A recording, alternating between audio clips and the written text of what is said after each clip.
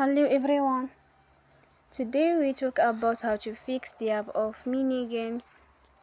Here we go to settings. Then we click on apps. After that you will search the app mini games and then we click. Then you will on for stop. After that you will go to storage. Then we click on clear cache. Here we go to Play Store and they will update you app.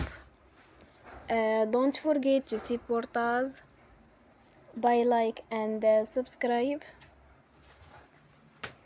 See you next time and thank you for watching.